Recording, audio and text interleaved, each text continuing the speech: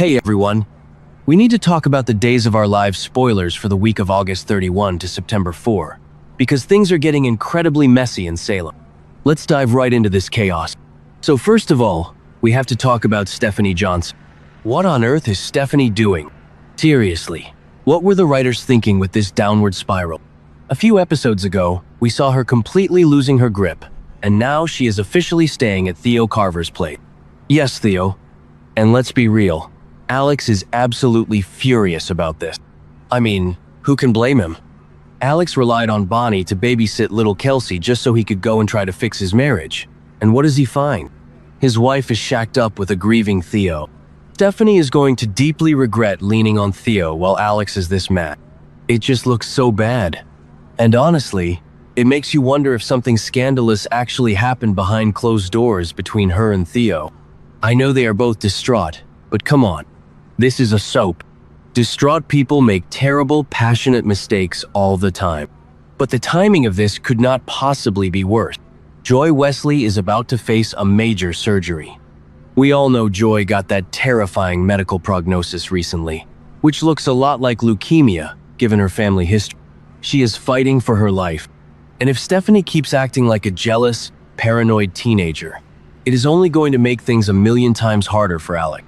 Alex is trying to step up. He is trying to be a father to Kelsey. He has all these deep-seated abandonment issues from Angelica, so of course he is going to drop everything for his daughter.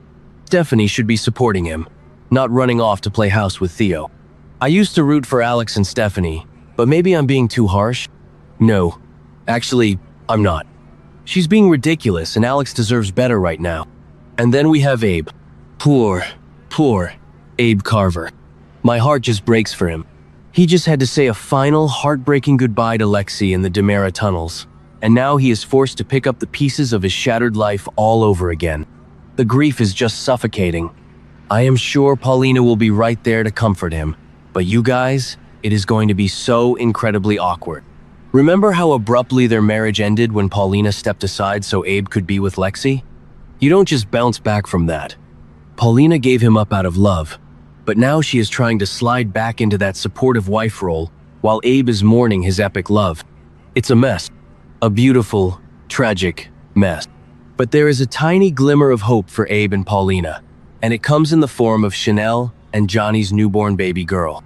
Babies always fix everything on this show, right? Okay, that sounded sarcastic, but you get what I mean. The baby bubble is real. Chanel and Johnny just welcomed their daughter, and having a new grandchild might be exactly what Abe and Paulina need to mend their fractured relationship. But wait, because Johnny is currently hiding some massive DiMera-related secret. He got tangled up in EJ's dirty work, and Paulina knows it. She is pushing Johnny to confess everything to Chanel. If Johnny drops this bomb on Chanel right after she gave birth, that blissful baby bubble is going to pop so fast. Who actually believes the DiMera secret stays buried? Nobody. Moving on to something a little lighter, or at least I hope it is. There is a father-daughter dance coming up. We know Chad and little Charlotte are going to be there, which is just going to be adorable. Chad has been through so much with the whole Cat Green and EJ drama, so he deserves a cute dad moment. But I'm really hoping we see some other father-daughter duos crash this dance. Imagine Brady taking Rachel. Rachel has been having massive emotional meltdowns lately because Kristen just vanished out of the blue. Brady is trying to hold it together for her, so a dance might cheer her up. Or what about Xander and Victoria? Xander is currently watching Sarah exchange I love yous with Brady, even though we all know Sarah is just lying to herself. Xander is the love of her life. Seeing Xander at the dance with Victoria would be the perfect angst for Sarah to witness. And speaking of angst, let's talk about Kate Robert. Kate is doing something else that Roman is not going to like. Shocker, right? Kate keeping secrets and making shady moves is basically a day ending in Y. But this time, she apparently needs Arianna's help. Yes, Ari. Why on earth does Kate need Ari's help? Ari just overheard a massive, alarming secret, probably about Gabi's money or a scandalous affair. Whatever Kate is plotting, Roman's patience has to be running out. How many times can this man forgive her? I mean, Kate lied straight to his face about the Johnny DiMera lawsuit trap a few weeks ago. Roman is a good guy, but he is not a doormat. If Kate drags a college student like Ari into her mess, Roman might actually file for divorce this time.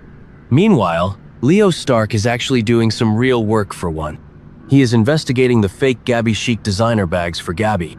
And spoilers say this is going to lead to a completely unexpected result. Could the culprit be someone close to home? Maybe someone inside DiMera Enterprises?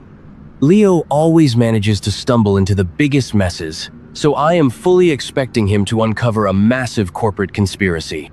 He thrives on this kind of chaos, and Gabi is desperate enough to let him run wild with it. So while all the adults are losing their minds, the teens are moving on. It is finally time for Ari, Aaron, and Holly to move into their dorms for their sophomore year of college. It's a big milestone, but Tate Black is feeling completely left out. Tate has been running his own business and acting like a grown adult, while all his friends are doing the normal college.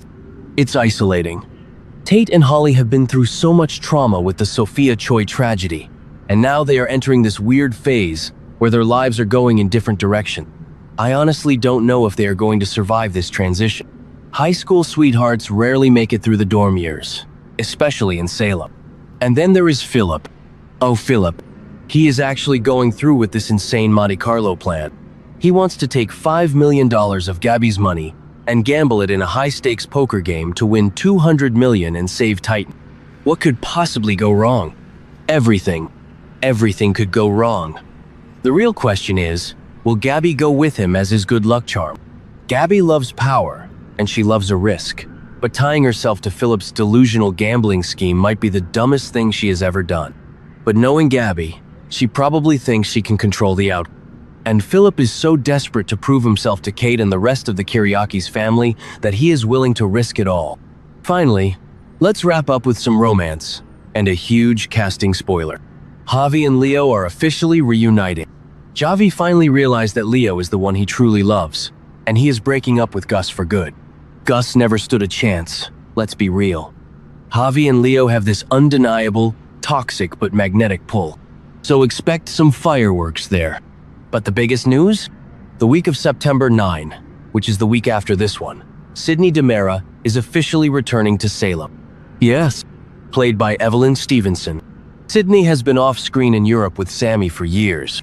With Kristen actively targeting her and EJ losing his mind, Sydney walking into Salem is going to be the ultimate match in the powder keg. I cannot wait to see how EJ reacts to his daughter being back in this dangerous environment. It is going to be epic. All right, that is all I have for today. I am exhausted just thinking about all this drama. Let me know what you guys think in the comments, and I will see you in the next one.